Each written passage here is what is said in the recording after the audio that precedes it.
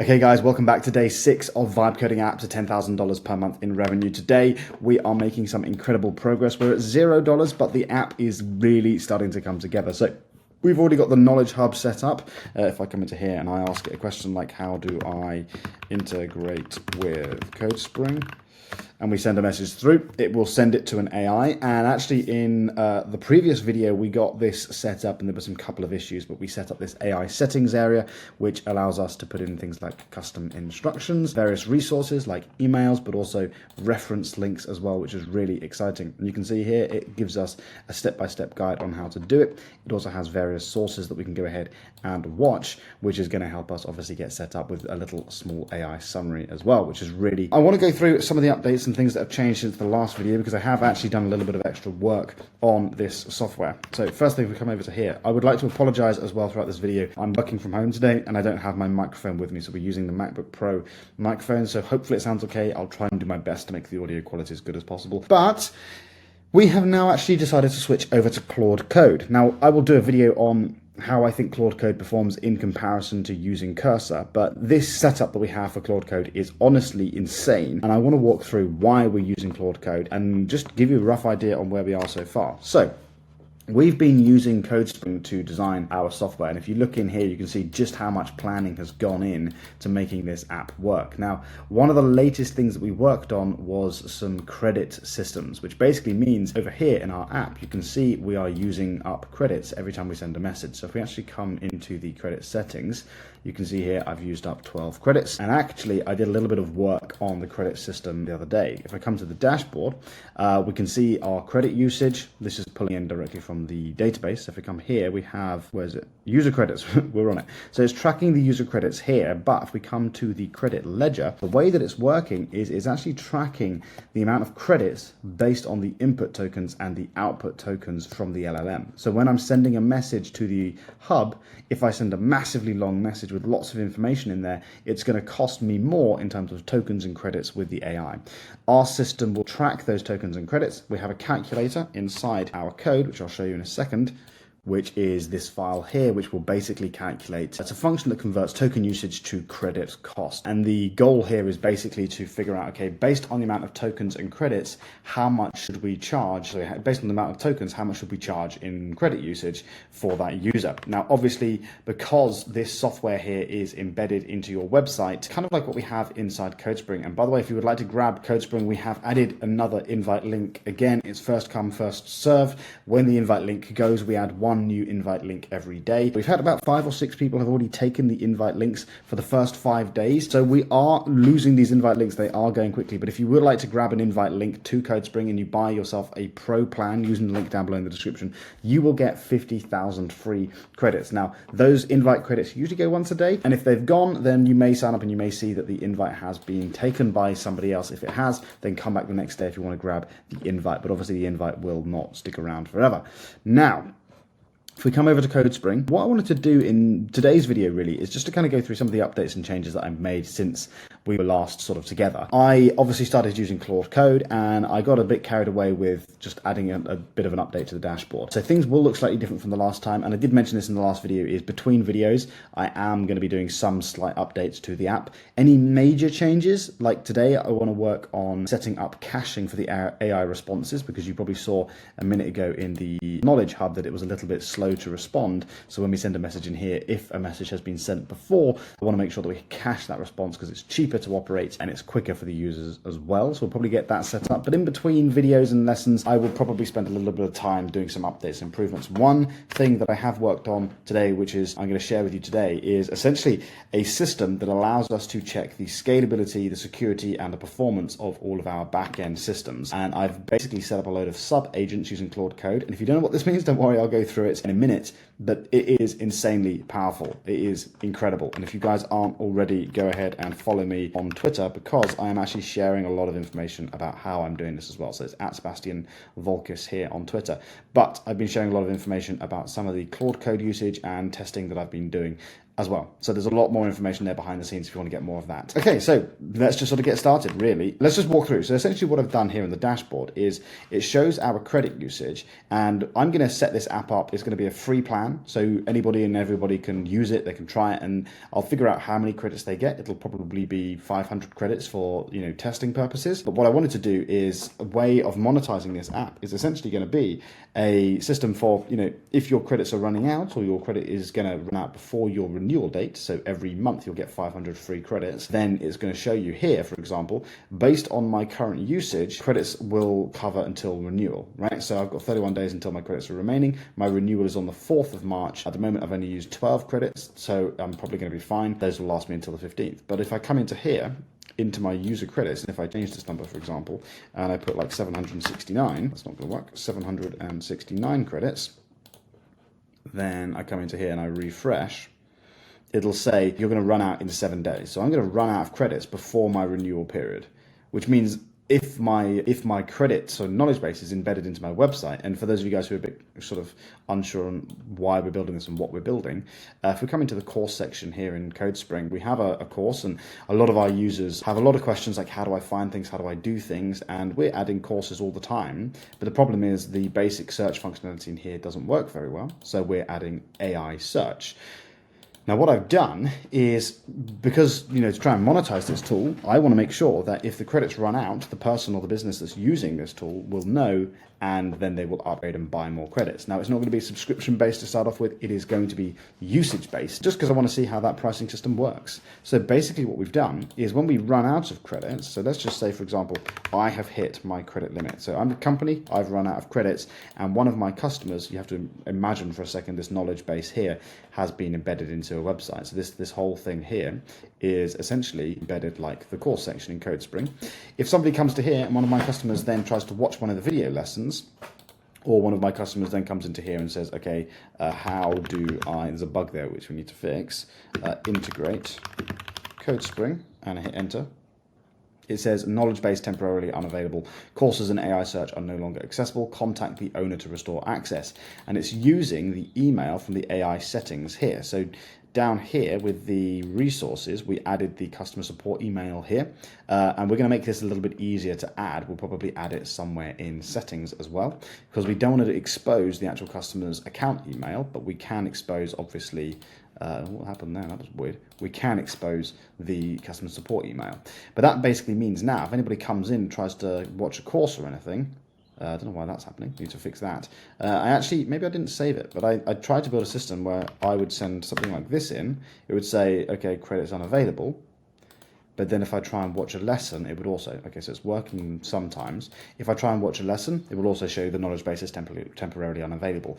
And basically what this means now is if I'm a company and I have this credit, you know, this knowledge base hub embedded in my business, and customers now start to email support, basically saying, look, I can't access the course. What's the business going to do? They're going to come back to our app and they're going to buy some new credits. So really excited about this. But as you can see, there are a couple of bugs, but we'll come back to that later. I don't think that's super important to fix. What I want to walk through now is why we're using Claude Code. Now, we were using Cursor for everything, so pretty much everything we'd built up until now, we used Cursor. The problem with Cursor is it's actually very expensive to use. Now, even though we are planning in CodeSpring and we're sending our plans over to Cursor, we are running, in comparison to hiring, obviously, a developer, it's significantly cheaper. But just to give you an idea of the usage, I spent $200 this month, $200 so far to develop this app, which is quite a lot if you're, you know, just playing around and trying to build your first app. Now, if I hadn't used CodeSpring product requirement docs and I had to do a lot of bug fixes and error changes and feature fixes and updates, that number would be up in the 500-600. So this saved us a lot of money by doing this, and also a lot of time, in fairness. But I got fed up with this, because at this price, $200, we can actually get the Claude Code Max plan. So we're actually on the $90 a month or $99 a month plan for Claude Code. But also, what's really exciting about Claude Code is they have a whole load of tools. So what I'm going to do is we're just going to do exit. I think it's this. Also, sorry if you can hear the horrible little clacking noise from my keyboard. Again, I will try and do noise reduction on this, but I bought a new keyboard just because it's really uncomfortable to use these MacBook Pro keyboards, so I do apologize if it's annoying you. It would annoy me, but we'll try our best. So, what was I doing? Oh yes, Claude Code. So if we come into Claude Code, if we just type in here Claude, and we hit, honestly, I'm still not used to the keyboard yet. Okay, so it opened up Claude. Right, so we have Claude open up here. Now what you can actually do is, I think you call it sub-agents or agents maybe? Agents, right? So you can actually create multiple agents, and essentially these are, think of them as mini system prompts is the best way that I've figured out to sort of describe them. And we also have things called hooks and skills. Now I'll be honest with you, I don't really know what hooks are, but what I did is I basically did a load of research using ChatGPT, and I got it to basically figure out how to, what hooks are, how to create hooks, what's the best practice for hooks, and I've created these hooks here. Now what I will do is inside CodeSpring, obviously if you're following along this tutorial or these, I imagine most of you probably aren't, but if you are, you can come into the courses, and if you come to advanced courses, obviously again, if you want to grab a subscription to CodeSpring, you can grab a full year for £249, so that's $350 a month. You get 10,000 credits per month. But if you use the link down below and you grab it before anybody else does, every 24 hours there's a new invite link which will give you 50,000 free credits, which is quite exciting. But in this build course, for part, actually I need to put part 5 in here, but when I put part 6, which is obviously today's lesson, I will also add some prompts on how you can set up the same Claude Code setup as me as well. So if you want to grab that, obviously you have to grab a CodeSpring subscription, the link is down below, but basically it'll be a system prompt, and I'll explain to you kind of how this works now. So if we come into here, we say set up a new agent, actually, that's what we're also going to do, is we're going to delete this, we're going to do model, and I just realized we can set different models in Claude Code, right? So we can have the default, which is Opus 4.6, which is the most capable model. It's incredible, and in fact, it's what we were using basically inside Cursor to build, but within Claude Code, it has more context, a bigger context window, and it doesn't, compress everything as much as Cursor does, which means it's got a lot more context. Now, it does use more tokens when it does that, but it is a lot more powerful. But what you can do is, in here, if I swap to the default mode and I come back to model, let's just stop cursor running, we don't want that. And then let's just close the chat because we don't need that anymore because we're using Claude Code. We can actually change with our arrow keys, low effort and high effort. So we have low, medium and high. So I like to leave it on medium just because most of the time I'm happy to put a bit more compute to try and build our features, but I don't want to overdo it and, cost us a load of money. But whenever I'm setting up things like agents, for example, Sonnet is perfectly good enough to do that, and that just uses less tokens. So what we can do is we can literally just come into here and we can say, I want to set up a new agent, and it's going to be a UI reviewing agent. And what I want to make sure that UI reviewing agent does is make sure that there's no don't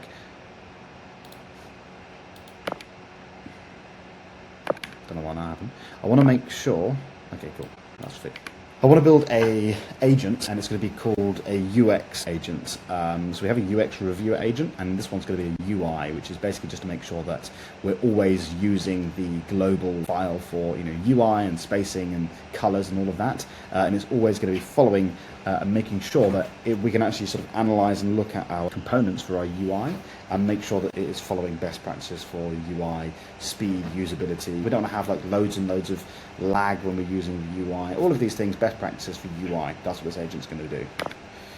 Right, and then what we're going to do is we're going to tag front-end skills. Now I can't share my front-end skills file, unfortunately. This is sort of proprietary information. It's what we use within CodeSpring to sort of make sure that CodeSpring's UI is consistent. But what we will do is basically, what you can do is ask Cursor to make you one, and it basically just tells it to make sure that rather than adding colors to each individual button, right, making sure that each button has been color coded and each orange, for example, is color coded, it takes the color from a global file, which means I can just update one color and then the whole app updates, for example. But things like spacing, it keeps consistent styling in everything, which is why this looks quite nice. So we're going to send this through, and what you should see is Claude Code is actually going to build us an agent. And then what I've done is I've created a thing called skills, and I'll do, sod it, why not, let's just do a detailed tutorial here. So the skills agent is basically, and again, I'll give you a bit of a preview. If you want to get all of this stuff, obviously grab a CodeSpring subscription down below. Okay, so here we go. It's going to set it up. We're going to go with yes. And what basically this does is it's a detailed guide that basically tells the agent, okay, based on the files that I've given you and what we have done, is it a front-end task, is it a back-end task? If it's a front-end task, and I do /review in the chat, so I can do something like this, I can do /review, and you can see here it says orchestrate security, performance, UX, and scalability reviewers against code changes. And I can just do that, and then I can type some stuff, but I can also give it specific files. So I could say, I want you to do a security review on one of my API endpoints, which, for example, I've already done, is this API route here, which basically is the route where if I come into the Knowledge Hub, okay, and if I send a message in here, that message essentially goes through that endpoint. Okay, so you can see here, I know we're jumping around a little bit, but what it's basically done is it's created a whole agent, essentially, which is going to appear here in a second. I'm just going to scroll down and we're going to say, yes, go ahead and do that.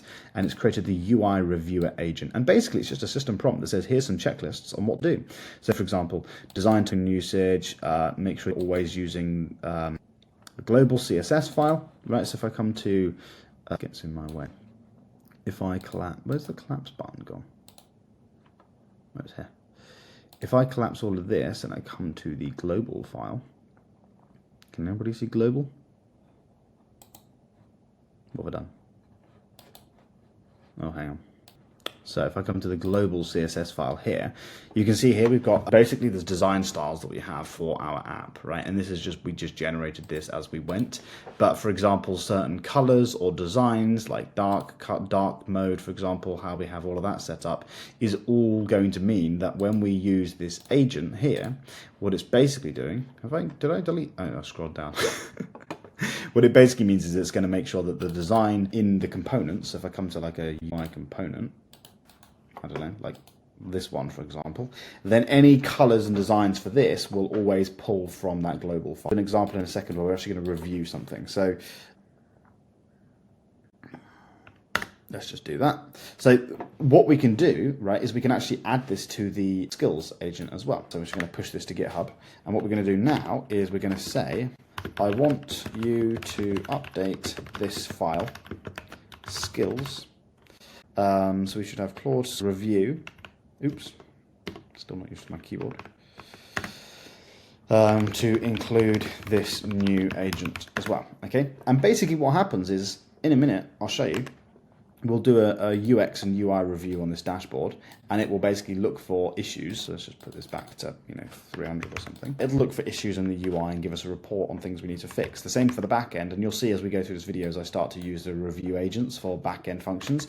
But for example, I was talking in my previous video about the fact that in here, if I come to the Knowledge Hub, if I send a message, right, and it's then updating and changing credits on our database, and you don't have to be logged in or authenticated as a user to update the database, I want to make sure that that's secure, because that means if somebody else gets access to it, to our API, then they could theoretically, dump the entire database, or at least a table or something from the database, which we don't want to happen, right? It's a security problem. So we want to make sure that that doesn't happen. And what we did is we ran, what we did is we ran the performance review, scalability, and security review agents on certain files, and it discovered there were loads of problems, right? And if I come over to my Twitter, you can see here, so it ran a review, and you can see it found critical issues, right? So it found 2 critical issues. There was a race condition in one of my things, right? This is another critical issue, right? And then it had warnings. These things, so critical issues must be fixed. Warnings should be fixed. And then obviously there were some suggestions which are nice to have. And then all I do is I say, okay, Claude Code, read these, fix them.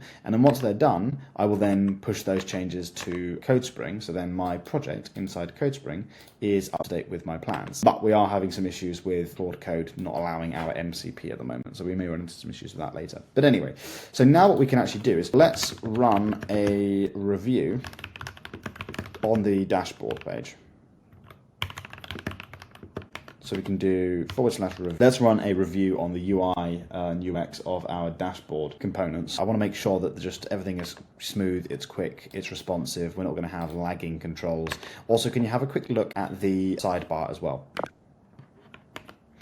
Do sidebar. The most important thing is to make sure that we are, do you know what?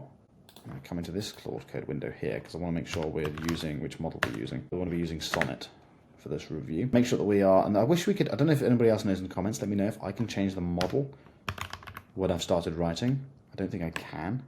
Like it says model, but I don't know if I can do model Sonnet. No, so I don't think I can change it, but I've changed it in that, so hopefully it changes here. But if it doesn't, it doesn't, who cares? I mean, to be fair, we could. I guess we could copy this.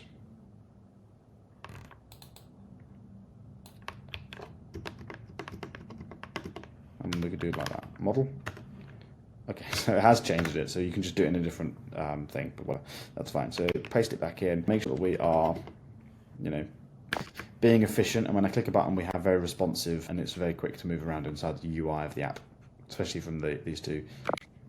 Sorry, let's just send that through, I'm too tired. So what this is going to do now is it's going to look at the skills file here, and the skills file is going to be sent to Orchestrator, to Claude Code, and it says, I'm going to review the UI and UX performance of your dashboard components. Let me first check for any recent changes. And what it should also do is then pick various agents to use. So it should do the UI reviewer and the UX reviewer sub-agents, and then run them in parallel to actually do an audit for us. So you can see here, now I'm going to run targeted UI and UX reviews on your sidebar components. 2 agents finished. So it ran the UI reviewer agent and the UX reviewer agent, which are these two here. And then it says the new UI reviewer agent isn't registered in the system yet. Let me use the available reviewers. Okay. I think what I need to do once I created an agent is actually restart Claude Code, which I should have done. But you get the idea, right? This is how these agents work. And basically what this means is as we come into, so obviously as we're using CodeSpring, right, to plan and design our app, so we had these requirement docs here to build the credit-based system, right? We have the requirement docs up here to build, we come into the features to design our course builder. I don't think we've actually designed the dashboard yet, but anything that we've designed in here, when it goes ahead and builds it in code, the AI will sometimes obviously make mistakes or writes better code because it's following requirement docs. But the issue that we have is if it's following the requirement docs to build the code, and then the AI is obviously going to hallucinate sometimes, or it's going to make too much code or inefficient code, or it's going to miss things. What you find quite often with AIs when they code, or language models when they code, is they can sometimes they like to make code that just works straight away, but it doesn't necessarily mean it's good code, right? And by running these things, and also we have these hooks here, which basically run various tests. So formatting and editing tests, and also if you have like TypeScript errors, those sorts of things, it'll run these tests to make sure nothing fails, especially when you then try and deploy it. You can have loads of failures. It runs this every time it writes some code, it then checks the code that it's done. And that's because of all of these hooks and agents that I've set up. So again, if you want to grab access to these, then go ahead and grab a pro plan for CodeSpring down below, and we'll give that to you as well. Now, basically, our entire goal with CodeSpring is we are essentially designing tools to help you plan and build whatever app that you want. But what we're doing is when we plan and build these apps, we're also giving you courses and training on it. So we can also book a call. We have Hussein, who's part of our team, for support. So if you have any technical questions, you can book a call with him. We have hundreds of people booking in calls now. It's actually ridiculous. Like, there's very little availability on his calendar. Poor guy is on it constantly. So what we might do is do a group call, because we also have a Discord channel as well, which you can grab access to. So you can come along. If you join that CodeSpring subscription, you can grab access to the Discord. I'm sure somebody in here will probably try and join the Discord anyway. Basically, it's just going to be a load of tutorials on how to use CodeSpring. We share bug reports and feature updates. We're going to start doing live calls in here. Obviously, all the videos are in here. We have announcements when we do like new feature launches. Anything that we've changed and bug fixes we share in here as well, like stability improvements. So it's a good place to sort of figure out how CodeSpring is developing. And also at some point, what we're probably going to do is have like a chat section in there as well, so you can chat with other people. You can see how they're building and learn from them as well. So you get a lot with CodeSpring, plus all the planning tools as well, which you'll see me use as we get through this video today. Okay, so we're done, and I'm just going to show you kind of what it's done here, right? So you can see code review summary, and I'll try and zoom this in for you guys. I'm loving doing this series. Also, I just want to thank you guys for your support, especially if you bought a CodeSpring subscription. We are a very small company. There are 2 developers. We have Hussein, who's our tech support, and Aisha, who's our customer support, and obviously me. And I built this whole thing just on my own. I vibe coded the first part of CodeSpring, and I want to keep this company for a while. You guys, your support, your feedback, everything for you guys using it has basically just been amazing. And all of you who've bought it, all of that money that you've spent on it is either going to cost in keeping things running, but also in just direct direct investment to make this product better. So thank you so much. I mean, because of you guys, I've been able to hire 2 developers and make the product insane. And I will do more videos on, you know, some of the updates that we're bringing and stability improvements and things, but thank you. Just personal note from me. Anyway, right, that's the boring, soppy stuff out of the way. Code review summary. Reviewed sidebar and dashboard components for UI performance and responsiveness. Found 4 critical interaction issues and 7 performance warnings that impact perceived speed and smoothness, right? So critical issues: must fix sidebar, no double click guard on course builder dropdown, rapid clicks trigger multiple state updates. That's actually quite interesting in router navigations without disabled state. User can queue multiple navigations, which basically means you can just spam click and then that'll slow it down. Here, components sidebar, again, no disabled state during theme toggle, rapid click and queues multiple changes. Again, re-render performance. N+1 re-render loop creates new icon function reference in every render, recreating all sub-items buttons unnecessarily. Okay, warnings. These things should be fixed. So, and you can see, like, in fact, in this case, right, it didn't actually do a UI reviewer because we need to reboot Claude, so we'll do that. But it did do a performance review, right? So these sub-agents make a huge difference in reviewing what code's been written by the AI. So rather than just saying, I'm noticing things being sluggish, you can just say, can you check these files for me? And it will do a good job for you. And most of the issues it's found is in the UI, and there's some couple of things with like the dashboard. But anyway, what it did then is quick wins for immediate impact, blah, blah, blah, blah. So what I'm going to do now is I'm going to come to model, come into here. I'm going to go model. We're going to put it onto, we're going to put it on Opus and put it on media method. I'm going to say, please fix all critical and what were the other ones? Just critical and just warnings. Should fix, yeah.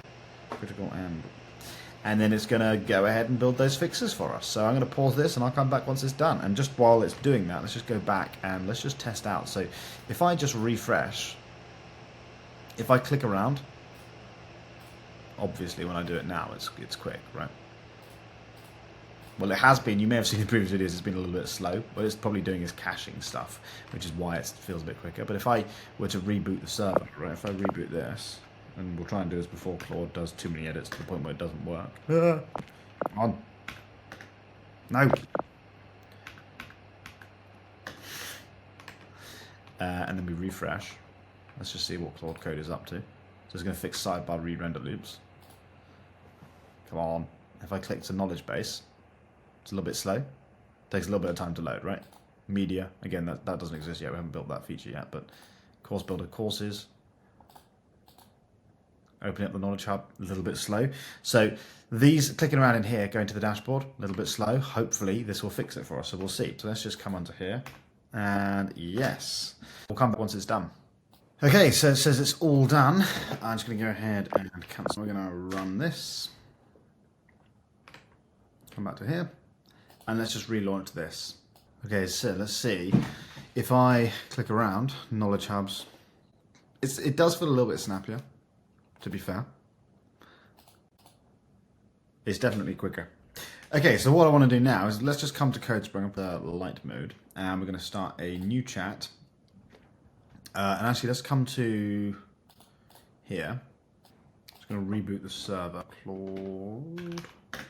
It may not, to be honest with you. We haven't. This is literally the first time I'm testing CodeSpring MCP. So now we come to CodeSpring. We're going to click on this. We're going to generate an API key. We're going to do custom Claude. Copy that. Paste this in, and we'll see if this works. The problem we have is because we have so much usage on CodeSpring at the moment that the MCP keeps disconnecting, and it's really hard to redo it with Claude Code. You can't just turn it off and on again. You have to keep on closing Claude Code, retrying it, and it's just quite annoying to do. So we'll give this a go. Obviously, that's my API key for that's not ideal, but whatever. That means you can just read my project plan, but you know, it is what it is. Update the MCP, I'll delete all these APIs anyway. With the new API key, you'll need to restart Claude Code. MCP won't pick up changes mid-session for the CodeSpring MCP. To connect, run MCP after restarting to verify it's connected. $50 free usage.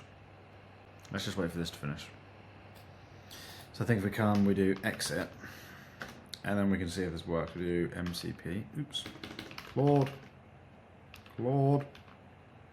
Not used to this keyboard yet. MCP. What's going on?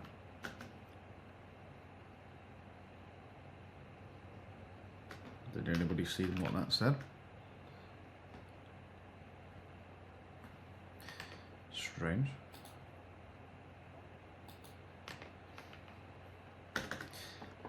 install this MCP.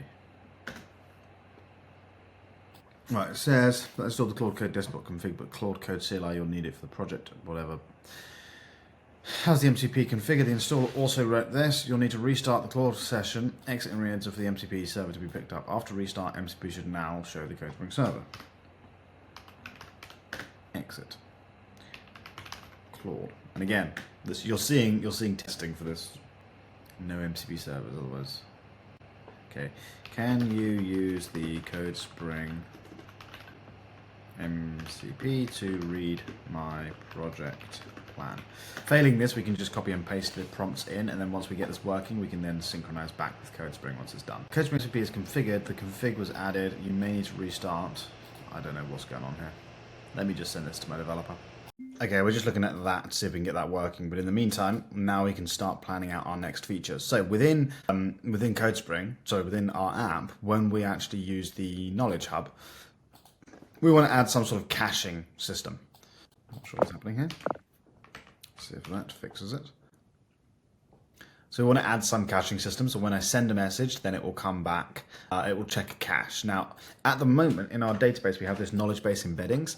I'm wondering whether we can build a basic caching system in here. Now, I think inside CodeSpring, we actually started to plan our caching design, right? So in here, so return cached answers instantly for repeated similar questions, avoiding full embed database search, LLM generation.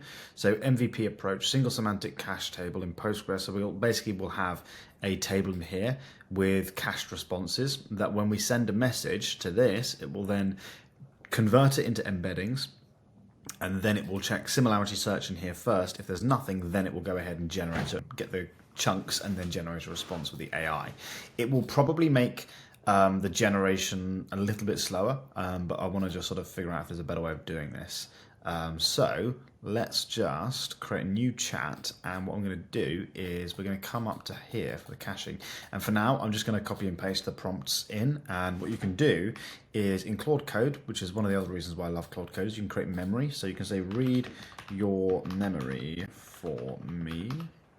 And what I've done is I'm basically creating memories of the changes that I've made. So it's got one memory so far because we made a load of changes to, I think it was the knowledge-based chunking system. So the way we actually chunk, this is one thing I forgot to mention to you guys. So in the courses, when I add a course, right, it will automatically do the chunking and vector embeddings. If you don't know what I'm talking about, it's definitely worth going back and watching some of the earlier stuff. But if we come into the knowledge base, we pick one of our lessons, for example, in here, what we now do is we've updated the chunking system to include the name of the video and also the Loom video URL, because that now means basically, if I send a message, right, how to integrate CodeSpring with Lovable or how to integrate CodeSpring with Cursor, they're very, very similar systems, which means the AI can then, the similarity search will get confused, and it can sometimes send some of the chunks from this video and some of the chunks from this video, right? We haven't actually added a transcript for this one yet, but and then it can lead the AI response down the wrong path. So we added the name of the video and the Loom video URL into the chunk, each of the chunks. So you can see here at the start of every chunk, it has this. This basically means now the similarity for if this chunk here talks about integrating Cursor with CodeSpring and talks about clicking some of the buttons, and then there's a similar chunk on, I don't know, like let's say this one is similar, our system will prefer to use one of the chunks from this because the word cursor here, cursor MCP, is in our initial question. In other words, this chunk is more similar than one of the other chunks because we've now got the title. It's a little fix which hopefully it makes a bit of a difference, but it also means that the AI has the Loom video URL in all of the chunks, which now means we can actually display that in the actual chat. So for example, if we have a message from an AI, if we send a message to the AI and we build like a chat bot and there's 5 sources, for different videos, we have the URLs for each chunk, so we can actually show the URL in and embed it into a chat, for example, like sort of as the chats we have text, video, which is something I want to do as well later on. So we did all of that. Anyway, so let's come to here and let's just look at the feature that we've built so far. So we come to, what's the one I'm looking for? Sorry, I'm a bit ill today. Credit based, I forgot what I'm looking for.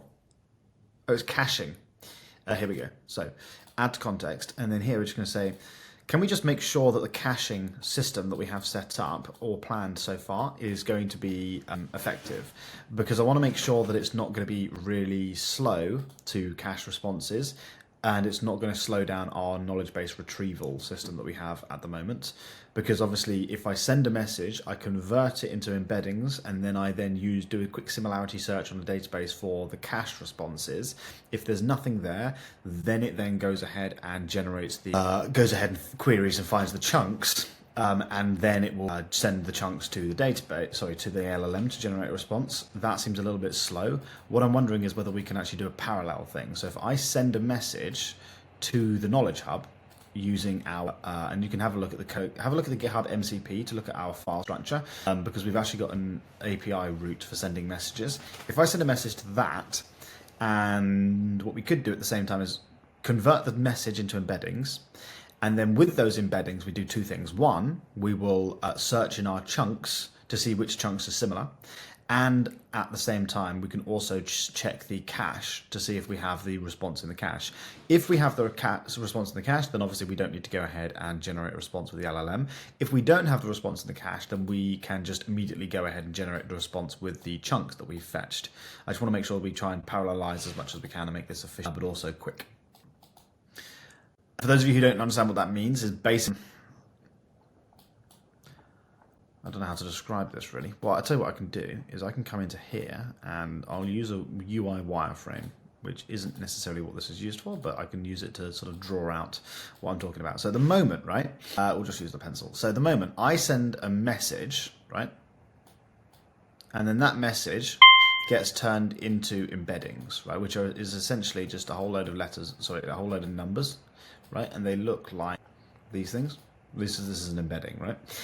Then what it does is, so it turns the message into embeddings, and then with those embeddings, this is a simplified version, with those embeddings, it then goes ahead and it basically looks for similar embeddings in this table, and then it will find, let's say, 3 or make it 6, it'll find 6 chunks that are similar, right? These are, and then it finds in these chunks it has this text here, right? And then what it does is it takes these chunks here and it sends them to an LLM, which then reads those chunks, okay? And then it responds with some sort of answer, okay? And that basically means the language model here has context on like the transcripts of the videos. But what this means is we're only taking the 6 most, like, the correct chunks. Basically, the 6 bits of transcript that are the most relevant to my question, rather than just sending my entire question to the language model, because that would basically mean we end up spending a load more money on tokens and credits. Now, with a caching system, it works basically the same. Is we send a message, it'll then do 2 things. First thing it'll do is, well, actually, it'll always, can't be asked, let's just do it here. So send a message, it then converts it into the embeddings, which is, this is the sign for embeddings, because it can't be asked. And then once it's got the embeddings, it will do 2 things. One is it will then go ahead and check the cache, okay? Which is essentially the same system as what we have for getting the chunks. It's exactly the same system as here, right? And then if it has a response, it then replies with the response, okay? If at the same time, what it will also do is it will go ahead and, instead of checking the cache, it's also going to go ahead and look for the 6 chunks that are most similar to help answer this question. If there is no cache, then it will go ahead and send it to the LLM to generate a response. If there is cache, then it will just generate a response. But this means we're doing these 2 things in parallel, which speeds the process up, right? Cool. Class over. So let's just see what the orchestrator has said. To make this concrete, I can review your API route and current caching. Could you share the GitHub repository URL? Yes, I can share it. It is in here.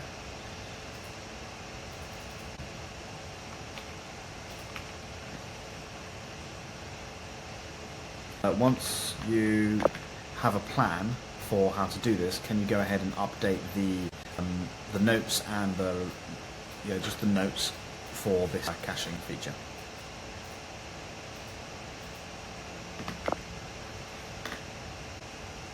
Okay, so I've just got this back from the developer, and what we're going to do is we're going to test Claude Code with this. So we're going to put in our API key. So let me just go grab that from. So I'm going to create a new API key. We'll call this Claude Code. Let me just mute this.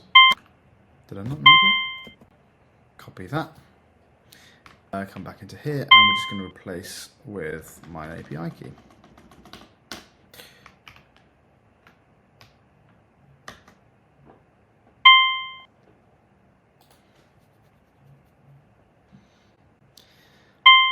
Hopefully this then works. So I'm going to say yes. So let me just send this to the developer.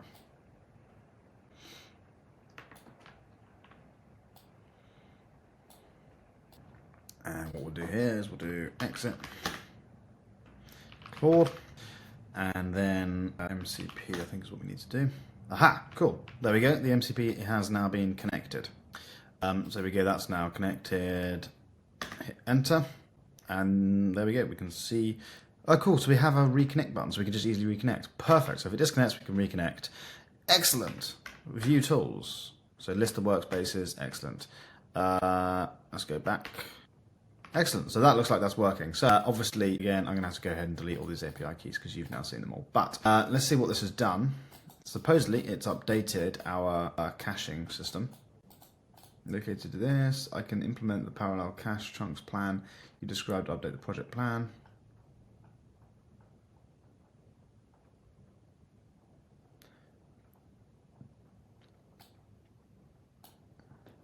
Cool, so it looks like it's updated that. We're making it easier so you can see what's been updated as well.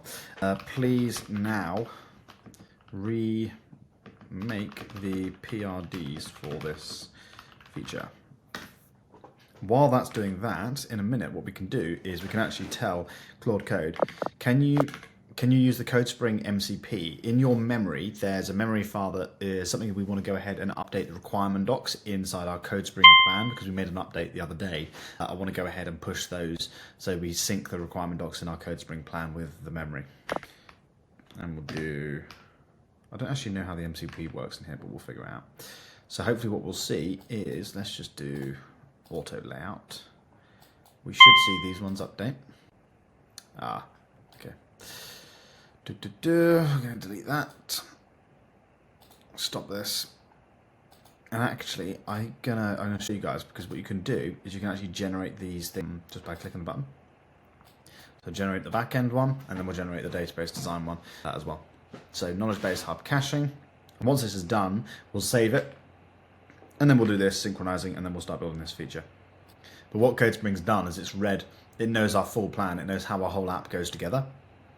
And now what it's doing is basically just creating us documentation on how to actually build these features based on how our entire plan goes together. So instead of waffling to Claude Code about this and saying, can you build this? First we waffle to CodeSpring. It then goes ahead, checks our GitHub, checks our file structure, checks how everything goes together, and like so far that we've already planned. It has context on all of our other features, and then it will go ahead and design basically the requirement docs for us on how to actually build that specific feature. And then we feed these requirement docs directly into Claude Code through the MCP, and then Claude Code can go ahead and then build it, and then we'll run the A to test it. If it's good, we'll move on, and then we'll resynchronize back to here. So you can see, let's just save this. Remember to always save. So this is a requirement doc on Knowledge Hub cache, and then also we have the feature overview. So we have basically a cache and also semantic cache. I'm not sure why we have two files. So I'm just going to add this to here, and I'm going to say, why do we have two tables, one for semantic cache and one for KV cache? What's the difference between the two? We'll also add this to context, and we're also going to add this to context, and we'll get CodeSpring to let us know what's going on. And then, did I save? No, I've saved. I'll explain the difference between semantic cache and KV cache for the project, and why we maintain. Okay, so KV cache, exact key lookup, ultra fast, great for repeated identical queries. Semantic cache, I want to make it so we can scroll while it's responding. That's a bit annoying.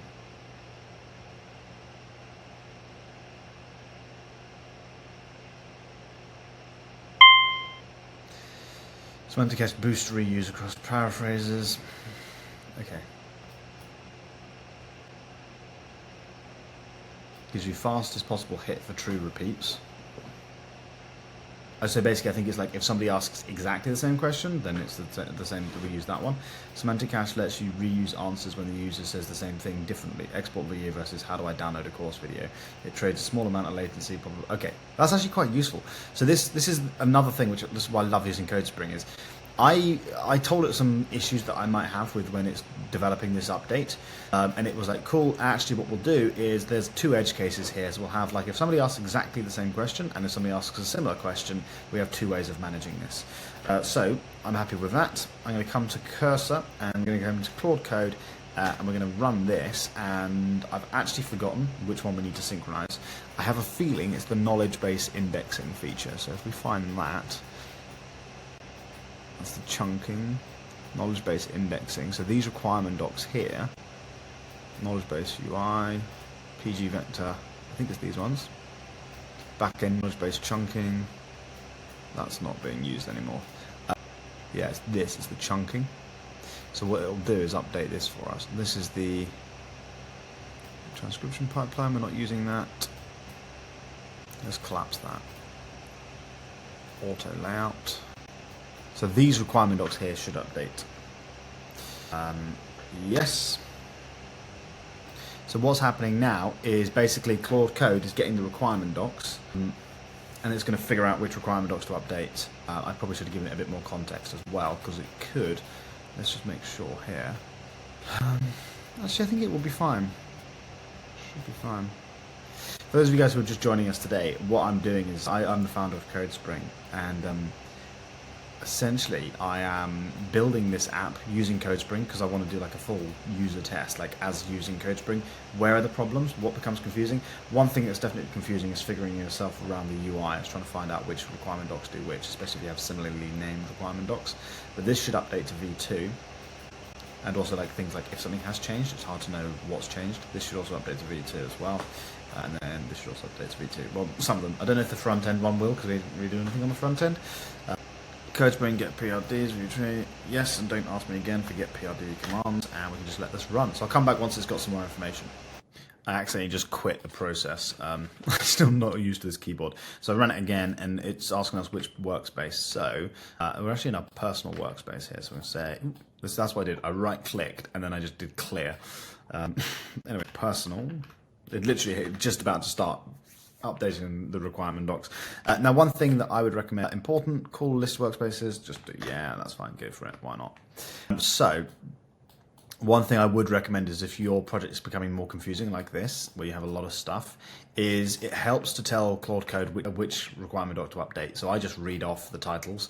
So I didn't record that bit just to save you guys time. Basically, I said, update this vector database PG vector on Superbase, back database requirement doc, and update the backend PRD, KB chunking, embeddings, metadata, and folders, because that way it just pushes it in the right direction. It can figure it out, because what it'll do is it'll read the requirement docs and then the context of them and find out which one's the correct one.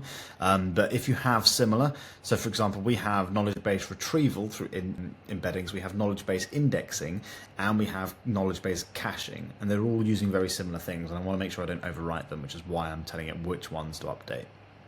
Quick update check. So, found your course knowledge base platform project. So it's now this whole plan here. And for those of you guys who don't know what CodeSpring does, it's essentially a visual planning tool for essentially just designing any app that you want, which basically makes it a lot easier to then build an app, but also not introduce errors and mistakes, right? When you're sending messages to Claude Code or Cursor or anything, everything's very linear. It's not one long chat.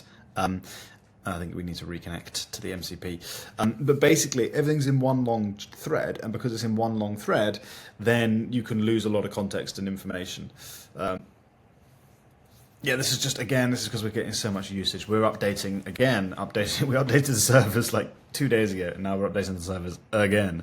So if you're having this problem, we're doing a whole migration to make this more stable, but also MCPs are such new technology that they just very annoying to build. But anyway, I've detailed the update information options. Wait and retry. I think we can do MCP, CodeSpring, start, export all PRD and projects. So what we could do, this is an idea, is we could create a system where every time we build something, we build a requirement doc and we save it locally, and then we just export them all in one go, which might be a way to do it. I prefer syncing it, but MCP, CodeSpring, reconnect.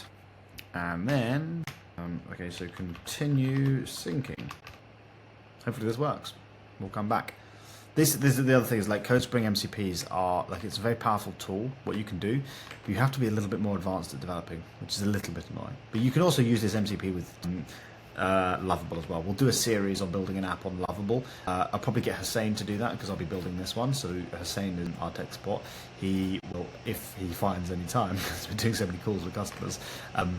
But he will then go ahead and do a whole demonstration of how to build using CodeSpring, but build it in Lovable. If you're a little bit less technical, I just massively prefer building like this, building with Claude Code and Cursor, because I'm technical enough to do it now. Like when I first started, I built CodeSpring using Cursor, then I started testing Claude Code, and obviously just by the last year, by running this software company, you learn a lot more about technical development stuff.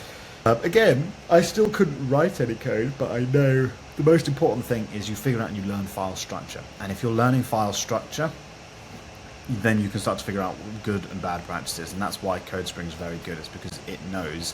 So this whole thing, by the way, this whole app is built on the CodeSpring boilerplate.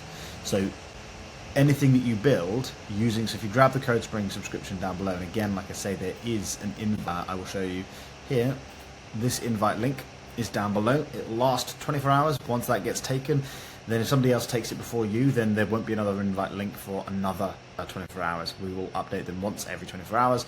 Once the invite link gets taken, whoever grabs it first gets 50,000 free additional credits for CodeSpring. And they can then use the CodeSpring MCP. We also have courses as well, which will basically teach you how to use the, here we go, here's the CodeSpring boilerplate, use the boilerplate to build an app. Anyway, I'm getting distracted. So yeah, that's that. Okay, so we had an error. Looks like there's no PRDs created yet for this. There are, but what I've done is I've given it the document, the actual URL, so this ID of our project, because it may be looking at the wrong one. And we'll just give it a bit more prompting. If you're using this and you're having issues, I do apologize. This is why I'm being very transparent. Like, we are a new company. This version of CodeSpring's only been out now for 4 or 5 months, so we are working as fast as we can on getting some of these issues fixed. But it does, with all of these AI models, the problem is that you send a message to an AI and you could say one thing and it means 10 different things to the AI. So sometimes it can get confused, and that's just what we're trying to fix. It's really difficult to get this working. So basically, just the more direction you can give it, the better results you get, right? It's the same reason as why when you build with requirement docs, you get a better result, because you're giving the AI more direction to write code. Otherwise, it just makes stuff up, right? So here, we're just going to say, we have in this project, there's a feature. You can have a look at the feature cards. The feature that we have is called knowledge base indexing. If you look at that feature, there's also attached to it some requirement docs. We have vector DB, PG vector on Supabase, and we also have backend PRD, knowledge base chunking, embeddings, metadata, and folders. Those are the PRDs I want you to update. Failing that, what we can do is we can get it to just write the requirement docs and we can just copy and paste them into CodeSpring. Excellent, so it has now found the 3 product requirement docs. We've got the front end PRD, the vector database, and the knowledge base chunking. Want me to proceed? I'm just going to say yes. And then once it's figured this out, it will then go ahead and sync it.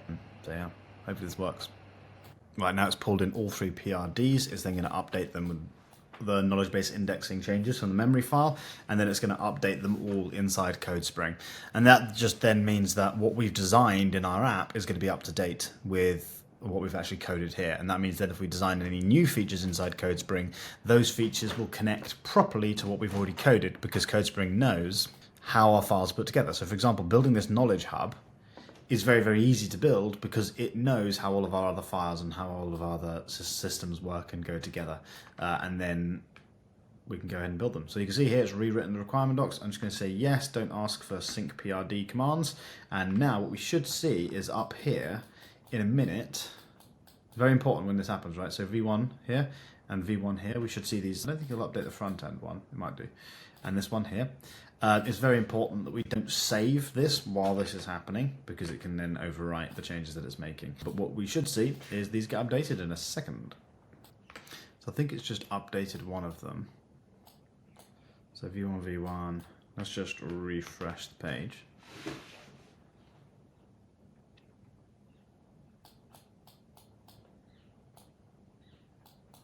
There you go, so it's updated the database and the front end. And it's also done the back end. Excellent. Cool. All three PRDs successfully updated. Summary of changes synced to CodeSpring. Backend PRD, contextual embeddings, blah, blah, blah, database PRD, front-end PRD. Excellent. Now what I'm going to do is, can you create me a sub-agent, please? And this is going to be a CodeSpring sub-agent, which basically has information on the best practices for integrating with CodeSpring, finding the correct requirement docs. And also, I want it to be updating in the, what I'm going to do is the skill.md file. So once we have created a new feature, for example, in the skills file, we can run that. We can run it and say, you know, it will know based on, I think we want to have like memory, use your memory system to basically store in the memory like what we have done and what changes that we have created. So then we can synchronize them back to CodeSpring. So there's like 2 or 3 or 4 settings that need to happen first. So once I create a feature, I then will need to go ahead and save in the memory like how things are going in that feature update, because if I come back to it in the future and I'm still working on it, but I start a new chat, for example, or I lose some context, I want to be able to keep updating and refreshing the memory. And then I want to be able to say, okay, well, the memory is now complete. Now what I want to do is synchronize, these changes with the CodeSpring PRDs for that feature, and then it will go ahead and find the PRDs for that feature, basically like what you've done here, and then resynchronize the PRDs. Also, the skills agent, I want to be able to have like, can you create like a new skill actually for this instead of putting it in the review? Can we basically have a new skill and call it CodeSpring, and basically put all this information in the CodeSpring skill file? Because then we can have like things for helping us connect to CodeSpring, or read the requirement docs, for example, or get the features, or just basically anything that we're learning, we can continually update the agent and the skill file on how CodeSpring MCP works.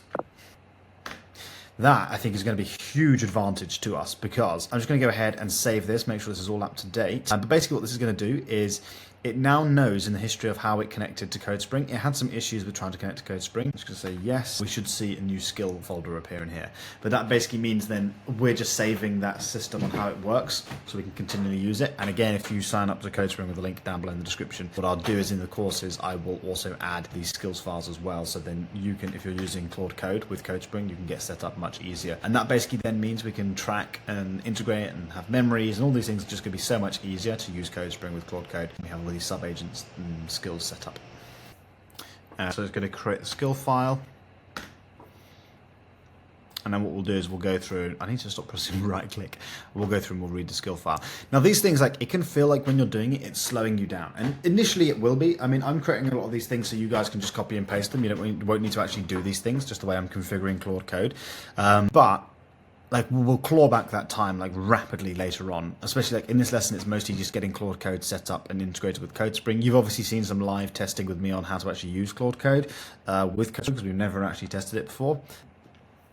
And then, so here we go. Has it added it? Yeah, I don't know.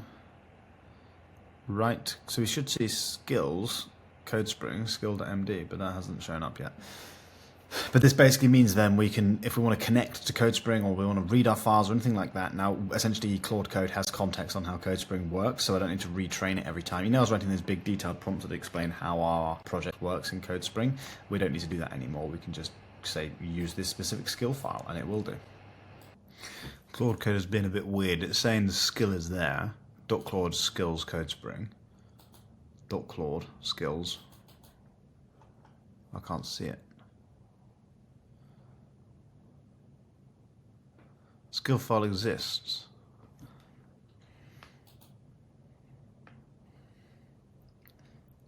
Sebastian.claude skills CodeSpring. It's saying it exists. Why can't I see it? Also the agent, I can't see it. Okay, what I'm going to do is I'm just going to save everything and quit. Cursor. Still not showing up. Guys, am I being silly? Am I being stupid? So we're going to do Claude.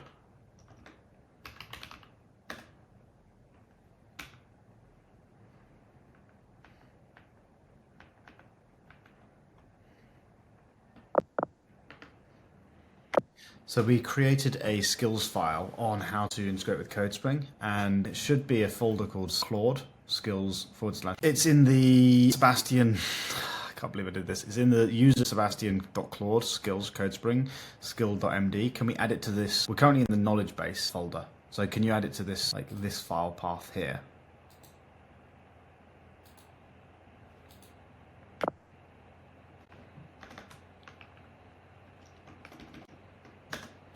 So app builds, knowledge base. Here it's put it in just like my main Claude things. So we're going to read it and move it over here, and then we should see it here. I don't know why Claude decided to do that. Clearly it didn't know where we were. Yes. You guys are probably screaming at me in the comments right now. There we go. .CodeSpring. It's created the file, so now we should see the file up here and there, and then we want it to create the agent for that. But I'll probably have to give a bit more context on what I want the agent to do. Right. Yes. And there we go, we have the CodeSpring skill file. So let's just have a quick look at here. Description, manage CodeSpring PRD synchronization. This skill helps you track feature works, find and read sync changes, when to use this skill, invoke the skill when starting a new feature, updating. Cool. Let's test it. So we're going to say CodeSpring.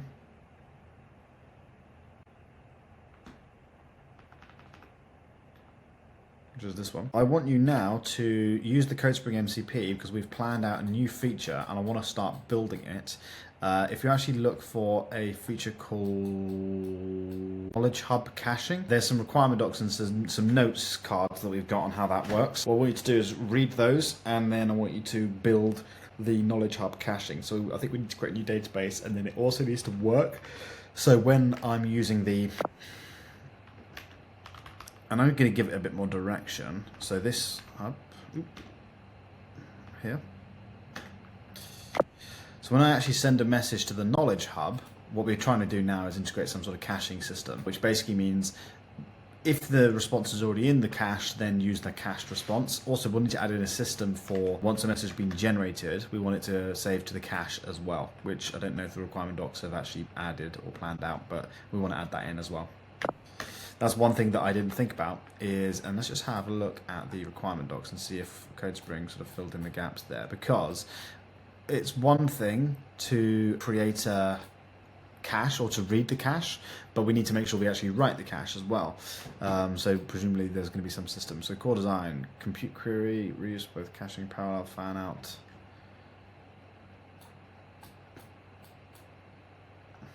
I'll tell you what we can do.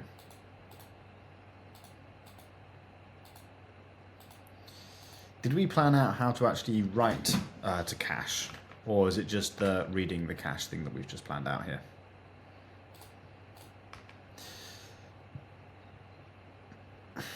I'll help you build the Knowledge Hub caching feature. Let me start by reading the CodeSpring project configuration. And then what we'll do is once we've done this, right, once we've actually written it, we're going to actually have some new stuff in our database. So we will probably see 2 new tables in our database appear. Once we've written it and it's working, what we'll do is we'll then use the skill for actually reviewing it, and we'll make sure that it's all up to date and everything's working, it's scalable, it's secure, it's not got bloated code, all of this stuff. I have all the requirements. We'll create a feature tracking file and start implementing the Knowledge Hub caching system. Perfect, I've created the feature tracking and tasks. Now let me start implementing. First, I'll check the existing knowledge base schema to match the patterns.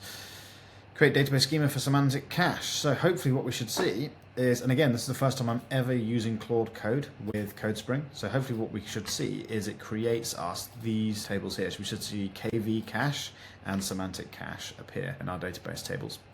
Okay, so it's done KB cache, which is not quite right. So I'm just going to stop there. You've created a file called KB cache. Can you just make sure that you're actually reading the CodeSpring MCP? I think maybe we need to do MCP here. I think that's what we did. We're learning so much about Claude Code. CodeSpring, analyze. Let's just do CodeSpring. Reconnect, make sure it's connected. Can you use the CodeSpring tools? What I want you to do is get the requirement docs for this feature that we've discussed, because I don't think you've actually done that. Can you just tell me once you've got the requirement docs, and then I want you to show me the requirement docs and then build from those requirement docs. We're building from the PRDs that we have inside CodeSpring. And then what we'll do is we'll update the skills file so it knows how to pull this stuff in correctly. So I adjusted things a little bit. I had to stop it because it was just creating the wrong files. I said, can you just basically get me the requirement docs and list them out here? I want to make sure it's working. So we have the backend Knowledge Hub caching requirement doc. Excuse me for yawning. And then we also have the database requirement doc, so for the Knowledge Hub caching. Now I'll build the implement based on these PRDs. So what we should see is it should then create the correct tables in here. So I'm going to say, awesome, can you start building now? What I want to make sure is, previously you wrote some files. Can you make sure the files that you have written from before are deleted? So for example, I think you created some database stuff. Just make sure you just overwrite and build correctly. Put it onto Opus as well. So actually we were using the model with Claude Sonnet, so maybe that's why we were having some issues. So I'm just going to let this run, and then hopefully we should see, you know, that's part of the reason why. These are just some updates and fixes I want to do for CodeSpring. So that's part of the reason why you basically need to just keep up to date with your requirement docs. I see a lot of our users just talking to Orchestrator, but not actually looking at what's being created here. This is a visual representation of your code base. It's crucial that you're looking at what's being created, because it may be that it's designing things incorrectly, but it may be that it's, you know, created file names like this, KV cache and semantic cache, which means I can then catch if an error or a mistake happens, right? CodeSpring isn't like a sentient brain that just understands everything. It's getting better and better and better, but there are obviously issues with it, you know, in certain cases, like with Cursor and Claude Code sometimes writes the wrong files or makes mistakes, like we obviously will make some mistakes as well. But in this case, that was a Claude Code issue, is I just set, you know, Opus. So actually using CodeSpring MCP with Opus would be much better. There's a much better language model and also has a much bigger context. But I wouldn't have caught that if I, you know, with database design, it's very easy to catch like file errors because you can visually see what the database is going to look like. So if Claude Code creates the wrong thing, then obviously we know for a fact that we need to fix that. So what it's done is read all of the requirement docs, and what I'm going to do is just, so actually it used its, so this is what I was doing in Cursor, and actually I forgot Claude Code has its own plan mode. So we give, basically, right, CodeSpring can, I love using this, it's so good. CodeSpring, right, can read our GitHub repo. So we have our GitHub repository, so it knows things like file structure, and then it can, from all the waffle that we give it, roughly how to build our app, and then we give that to Cursor, or Claude Code, and then Claude Code will then turn that into a detailed plan, and then give us like information of, you know, what stuff it wants to build and how it's going to build it. So you can see here, it's created knowledge base hub schema and knowledge base cache schema. So it's renamed the KV cache and semantic cache. I wonder why it's done that. KV cache, semantic cache. So it's going to reuse the existing vector custom type pattern KB embedding schema. Okay, so it's basically, it's going to change. So yeah, that's fine. So we have the embedding schema, hub schema, indexing. So it's going to keep it following the same file language, which is actually probably quite a good idea. That's fine. Okay, cool. So as long as it can do that, so yes, clear context and auto accept edits. Let's go. And now it's going to start building. So I'll come back once it has been built. And I'm very curious to see what happens, because hopefully this works first try. When I send a message to this, what it should do is actually, we did ask CodeSpring, didn't we? We said, did we plan it out? What was the message I asked? Keep right clicking. We planned both read and write. So reads cover KV exact hit semantic search and parallel with chunk retrieval. For writes, we specified a write through path after generation. So okay, it should also write the cache as well as read the cache. This is like, again, another reason why I love using CodeSpring, because I forgot to do something, but it figures it out and it says, yeah, actually we should probably do that. So it's like having somebody sort of, you know, make sure you're doing everything correctly in the background before you actually do it, and think through the edge cases that could come up, and then make sure it's already put that stuff into the plan, and now Claude Code just knows what it's doing. So we'll let it do that. I'm really excited to show you as well running the sub agents and the skits to make sure everything. So it's added in the cache schema here. It's also, so it's updating the endpoint as well, the API endpoint for when we actually search the knowledge base, which is quite cool. Also, I'm just checking, like, the videos are just taking off for CodeSpring, so thank you guys. So good, knowledge base hub does a select all volumes. Okay, that's fine. I'm just gonna let this do its thing and I'll come back once it's done and we'll test it. And actually, that's the other thing, is I like to do tests in the same chat context because it has as much information, you know, as possible. So for each requirement doc build, like each product or feature build that we plan in here, then, you know, we have this, we have the chat context, and then we can go ahead and do, so basically the series is design something in here, sync it with Claude Code. The syncing bit is the difficult part at the moment, which we're working on fixing. Get Claude Code to write the changes, get Claude Code to run hooks, and basically all the hooks, by the way, are actually running at the same time. So you can see it's doing like type checks, and these things are basically, it's writing code and then it's checking what it's done is correct based on these hooks, which again you'll get if you grab access to a CodeSpring subscription down below. I'll let you know how to set this stuff up. And then agents, we'll run the performance review on it. Once we're happy with all of that, and we've done the testing and bug fixing, and then making sure everything's happy and it works, we then go ahead and just resynchronize back to this. So this gives us a very, very good starting point. We then test it and run it, and then if it doesn't work, we keep fixing and iterating, and then once it does work, we then sync it back to CodeSpring. Okay, so let's just check the schema. So we've got the cache schema. It's then going to run npm run db generate. So it's going to push these changes onto the database. Yeah, that's fine. I'm just wondering, it seems to be missing, I don't know, it's only created one database table for now. I don't know why. Oh no, knowledge base, oh, it has the hub schema. Do we already have that? Knowledge base hubs. So what's it using for the hub schema?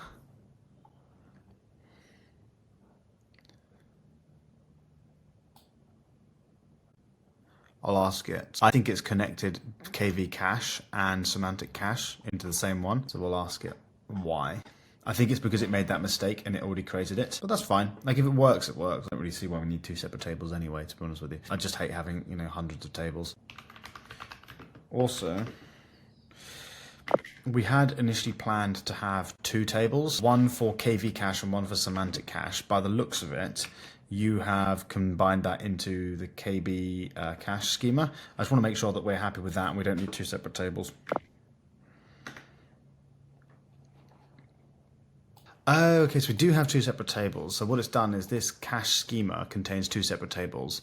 They're just co-located in one schema file, which is the code-based convention. KB embedding schema similarity puts related tables and types together. Both tables get their own database migrations. Okay, that makes sense now. Now let me continue with the migration. It's like, stop interrupting me with silly questions. So that basically means, so for example, like knowledge base indexing jobs isn't, and that is some of these files. So credit ledger, maybe? Credit ledger exists. User credits, does that exist? User credits exists. Video transcripts, that exists. But video doesn't, right? So videos here, this table, videos, is probably inside this file here. Just, yes, let it run that. I'm really excited about this caching system. So for those of you who don't know, right, what we're trying to do here is if I say hello CodeSpring, or if I just send a message,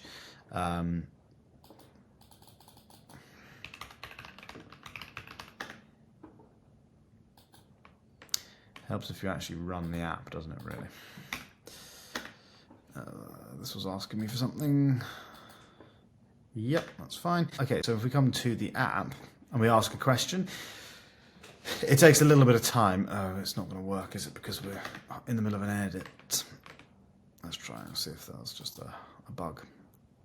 So if I say hi, it takes a little bit of time to generate an answer, right? If I say, for example, CodeSpring MCP.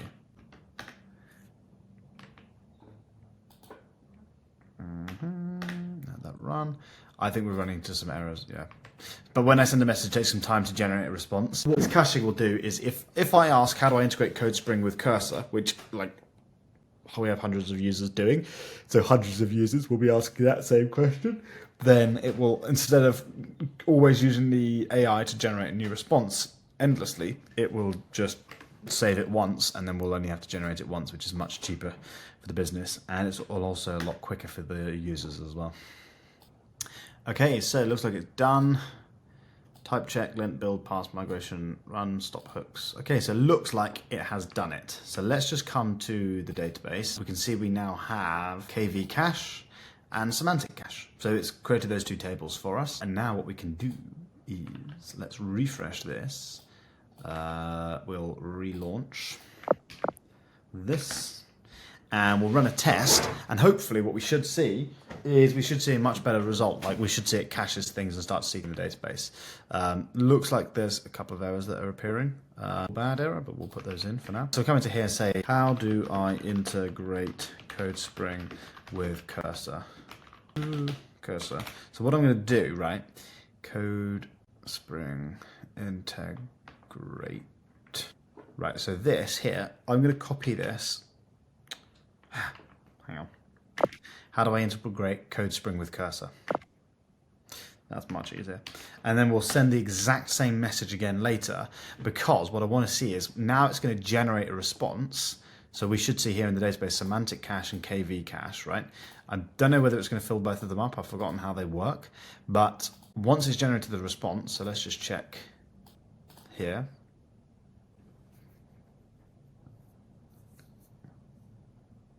So semantic cache, it's put it in, and also the KV cache, right? So here, if we scroll along, we have the embedding for it, and also we have the answer. So this is the exact same answer here, which now means if I come into here, if I ask the exact same question again, right, if I refresh, so look at this, it says there's 4 steps. Choose Cursor as your client in CodeSpring MCP. Let's tell you what, let's take a screenshot. I want to see basically, it should, if I ask exactly the same question, it should give me exactly the same answer. If I ask a similar question, and there's a couple of these, then it will give me, pick the best one that's the closest, right? So now, if we refresh, I really hope this works first try. I really hope this works. We send it. Bam, look at that, straight away. Wow. Wow. No way. Okay, hang on, let me just check the screenshot. So this is what we generated. So choose Cursor as your client in the CodeSpring MCP and copy the MCP URL from the setup page. Choose Cursor as your client in the CodeSpring MCP and copy the MCP URL from your setup page. Paste the MCP URL into Cursor chat and press enter to let Cursor connect and list your workspaces and projects. Paste the MCP. It's identical. It's doing the exact same thing. So what if I now send integrate CodeSpring with Cursor? So slightly different message. And I send that through. Okay, so this time it's actually generating a new response. So integrate CodeSpring, how do I?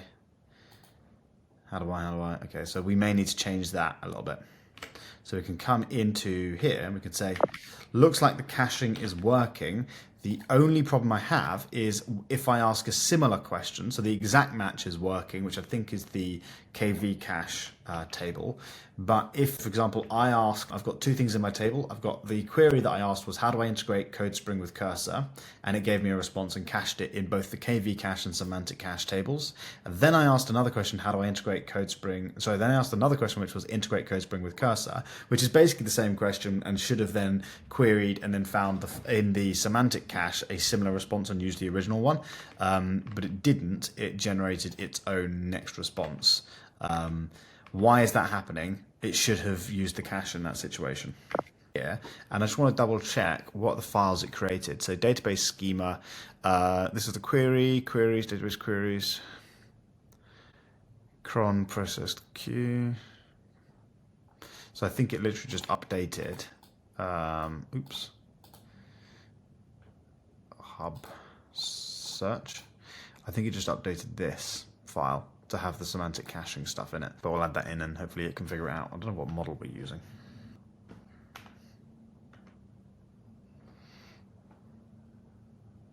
So 2 problems here. The 100 millisecond deadline is too tight for remote superbase and vector similarity search over network. Easily takes 150 to 300 milliseconds.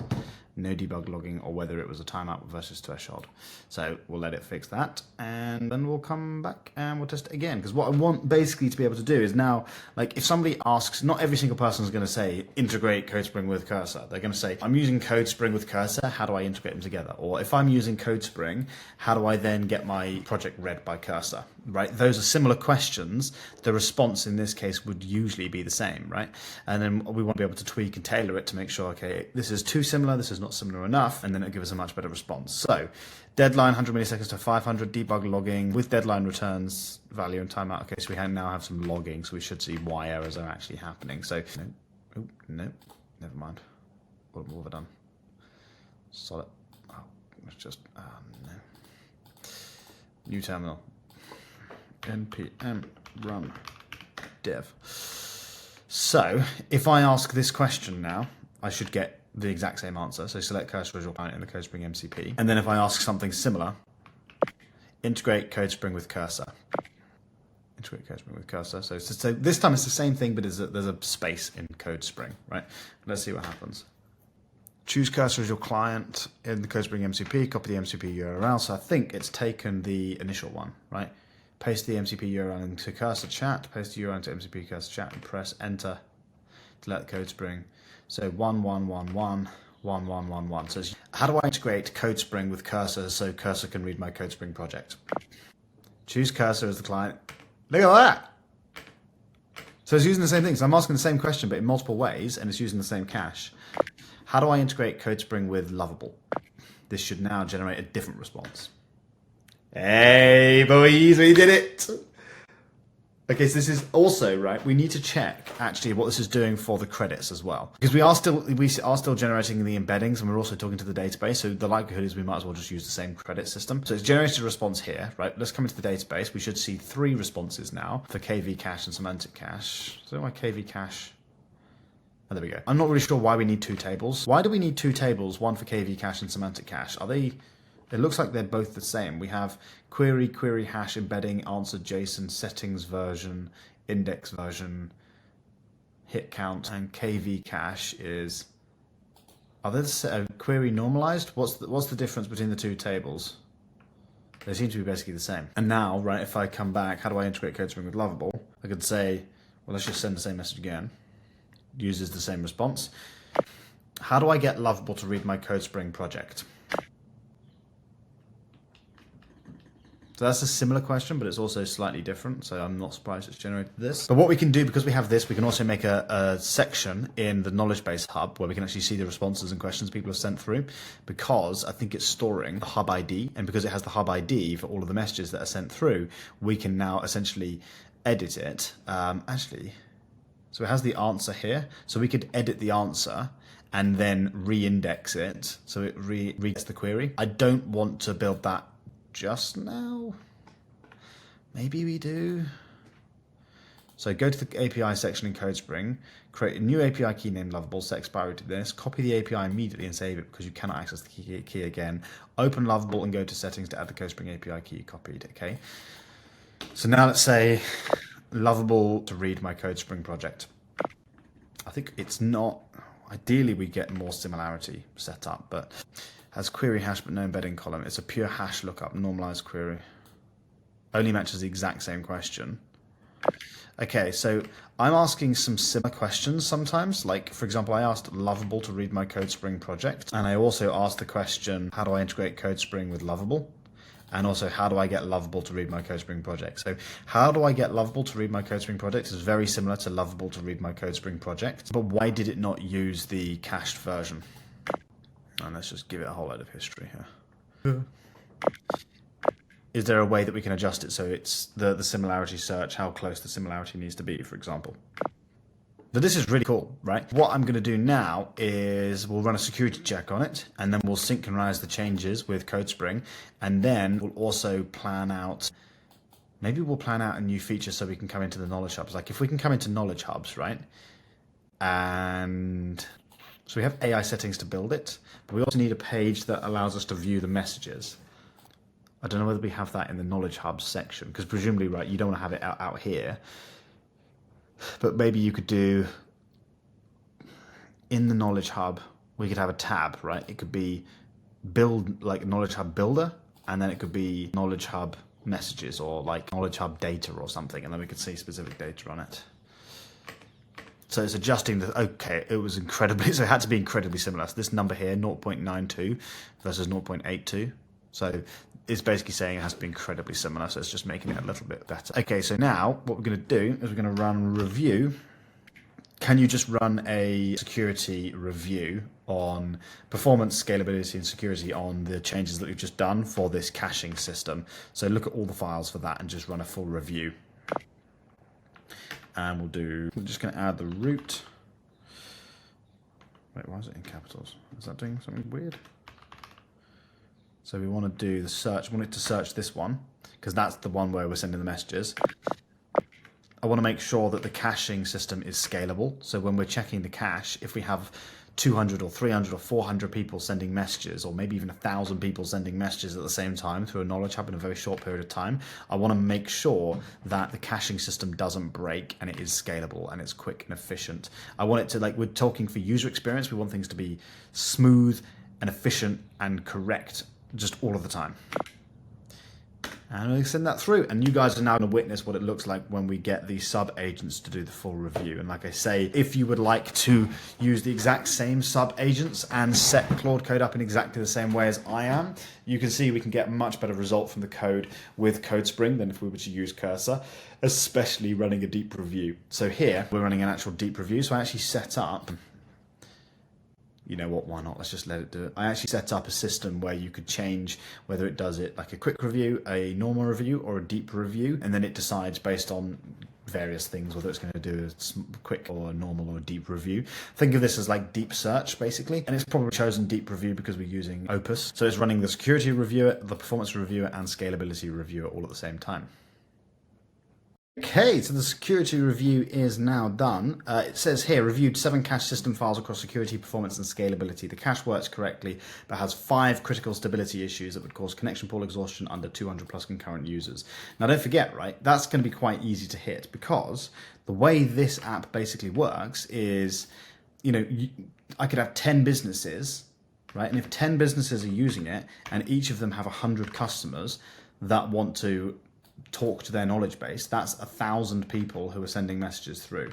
So it's finding scalability issues quite well. And it said here, where is it? Okay, so fire and forget, writes with no back pressure. Each request spawns 3 background database operations. At 1,000 concurrent requests, this exhausts the connection pool, needs right batching and semaphore.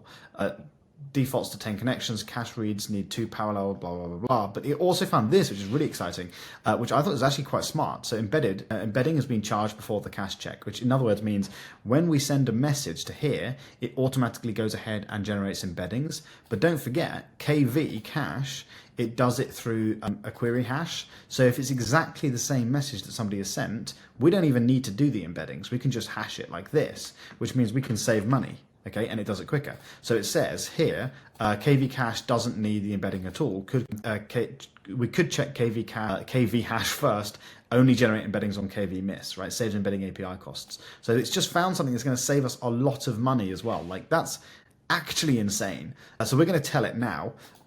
Excellent, you found some really important things, and especially the scalability issues, because if we have 10 businesses that are using this app and they each have 100 customers and all 100 customers are messaging, you know, that's 1,000 customers messaging at a time through our knowledge base, through our app. You know, we want to be able to support tens of thousands of people, so I want to make sure that the scalability issues are fixed. So can you do all of the critical issues? Can you do all of the warnings, especially doing the KV check first, and then on a miss, then we can generate the API embeddings and move on. And you know what? Can you also do the suggestions as well? And let's just get it to fix it. And it's just going to update everything for us. Right, so it says here, all done. Here's a summary of everything that was fixed, blah, blah, blah, blah, blah. We can't be asked to read that because we're vibe coders. So what we're going to do is we're going to clear this and we're going to open I'm just checking how many credits I have left. On CodeSpring, and then I realized I own CodeSpring. Right, so we're going to come into here and we're going to, by the way, somebody else just took yesterday's invert code for CodeSpring.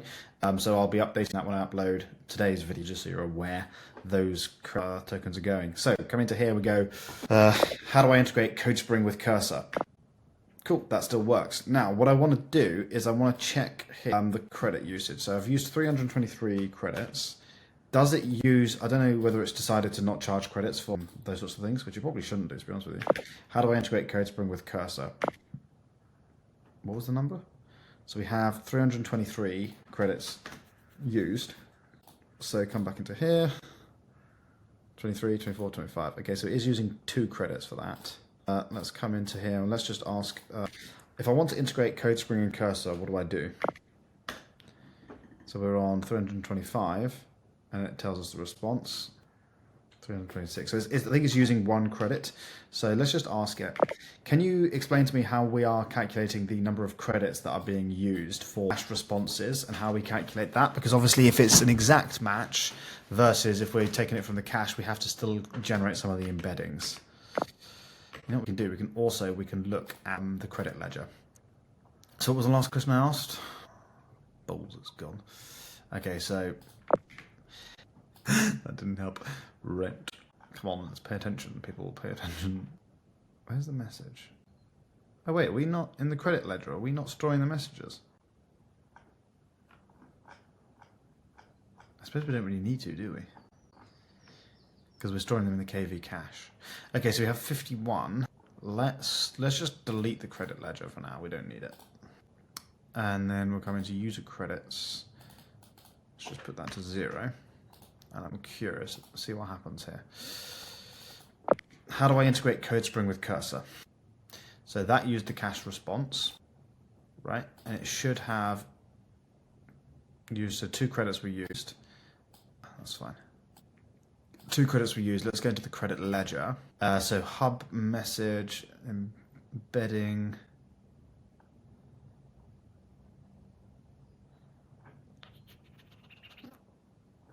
Okay. So the message was sent and then the embeddings were used. Input tokens, output tokens, AI response was generated, total credits calculated. I think it's getting a bit confused. If I want to use Lovable in GitHub, what's the best thing that I need to do, especially if I'm using it with Cursor? Right, realistically it's going to generate its own new response for that. So hopefully this will use like 7 or 8 credits.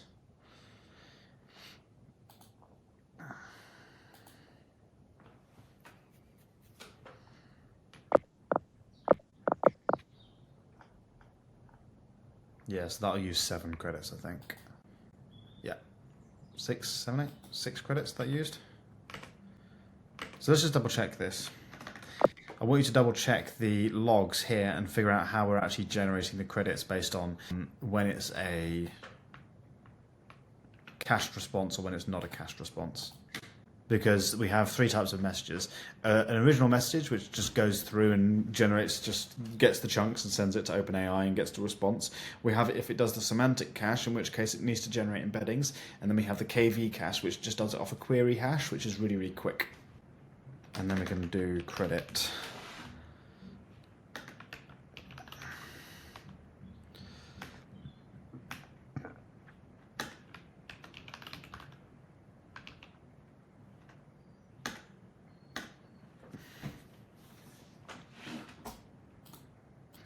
Right, so there's one problem visible in the logs. Look at the 4th query. How do I integrate CodeSpring with Cursor after the server restarts? So KV only lookup missed. Deduct 1 credit. So this is the same exact query that previously got a KV hit after restarting it. Yeah, but that might be because... Yeah, that though is because we reset the database, right? We deleted all the stuff from the database. So let's just send the message through again. And also tell Claude Code. The reason that it was a KV miss, I think, is because I basically deleted all the embeddings from the database and started again. So what I'm going to do is I'm going to reset all of the embeddings.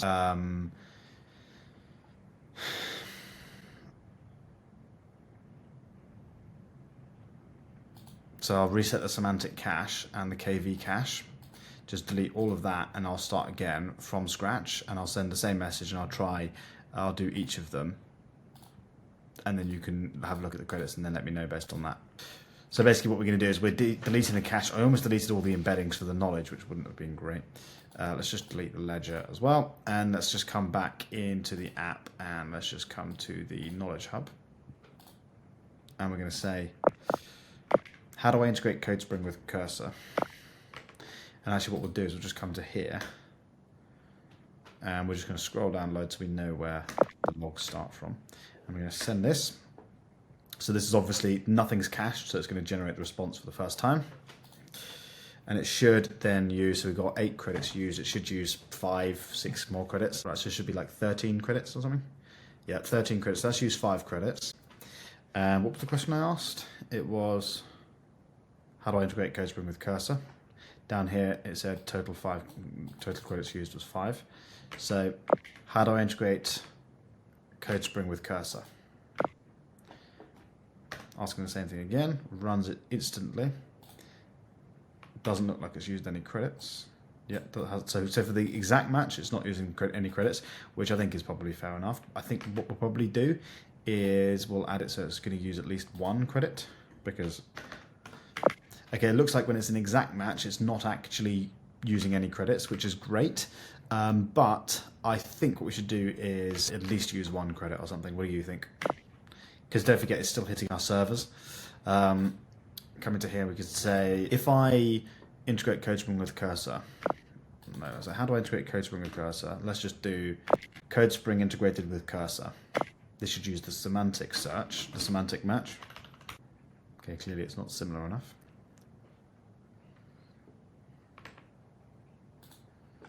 Either that or it's broken. Did that use it? I think that generated a whole new one. Choose Cursor as your client. What was the response it said last time? Copy the, yeah, okay, so it generated a new one. Integrate Cursor with CodeSpring. Ah.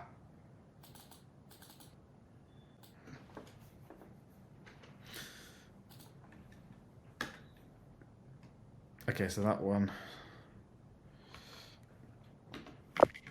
CodeSpring with Cursor integration. Let's just make sure. We're just going to give it a whole load of stuff and then Claude Code can figure this out. Okay, cool. Right, so here we go. And we'll give it to Claude Code and let it figure it out. And then what we'll do is we'll synchronize this back with CodeSpring. Make sure that our plan is up to date. And more or less, like the only things that are going to change are those security enhancements, because everything that this thing planned here was, you know, exactly what we built, so it's basically perfect. So it's just going to be ever so slightly different. So this is what it said. Looking at your fresh logs, here's what's happening.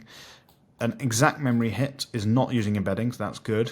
Hub message 1, total 1, response time 482 milliseconds. Full miss, where it regenerates it, is roughly 10 seconds. So KV is charging 1 credit. That's the minimum credit operation. Cool. I think that's fair. Like, if it's, that's fine. I think 1 credit's KV hits is right. Cool. Here's why. It costs you essentially nothing to serve, no API calls, but it still tracks usage. You can see how many queries each hub is getting. It prevents abuse. Someone can't hammer the cache for free indefinitely. Yeah, the user still feels like they're getting a great deal. 1 credit versus 5 or 6 for, yeah, I think that's fine.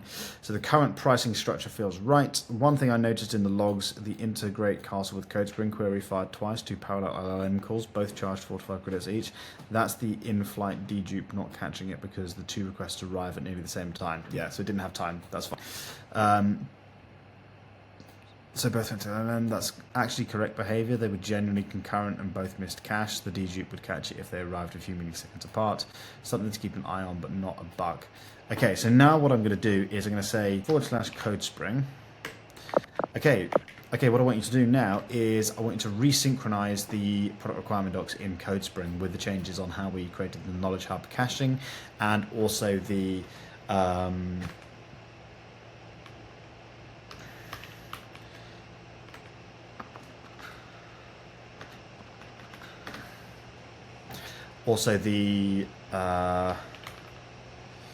security and scalability updates.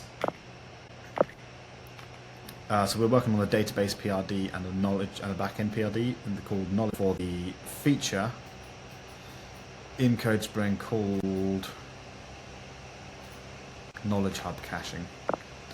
And then let's just resynchronize those changes, and then we can save CodeSpring. And then basically, realistically, we have an MVP that's ready. The only thing then I want to work on, and I'll probably end the video there, and I'll keep doing some tweaks and tailoring, is I want to build an onboarding, which is very, very easy for users. We need to do some stuff with the course page that makes it easy for people to basically, if, for example, in here, you know, add a transcript, for example, make sure that all works. And ideally, we can start some work on the YouTube one, right, the YouTube scraper here, and then the upload one.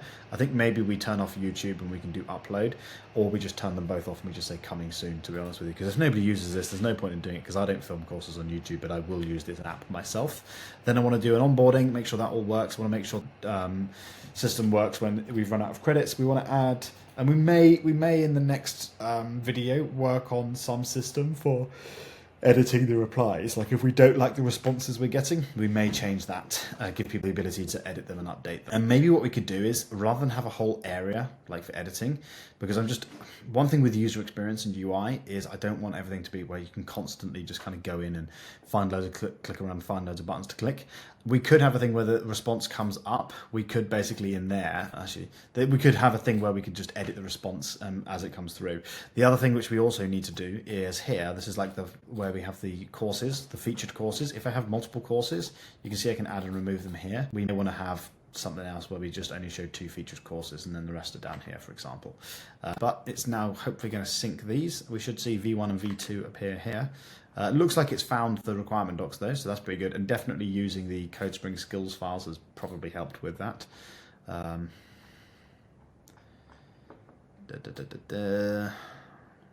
are we at?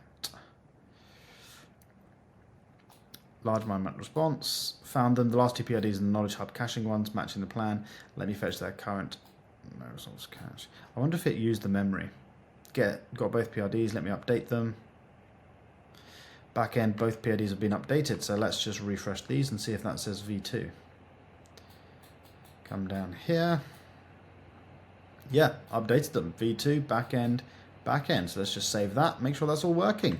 Excellent. Well then, guys, I think I'm going to end this lesson here, or this video here. It's been quite a long one. I need to take a break.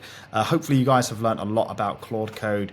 We've made some big steps forward in the caching and also the credits. Let me know what you think so far. If you're enjoying this series, then obviously go ahead and subscribe, like, leave a comment. And if you would like to grab yourself 50,000 free credits, the link is down below. It's £249 for a year. It's $350 roughly for a full year. You get 10,000 credits per month. And obviously, if you use this, you can go ahead and you can upgrade and get yourself 50,000 free credits. Now, we're doing 1 invite per day. So as the invites go, you may click on the invite link and you may see that it's already been taken. So if it's already been taken, then make sure you jump on it fast when the next invite in the next video comes out. You guys have been absolutely awesome. Don't forget, if you sign up, you can also create your own invite links to invite your friends to CodeSpring as well.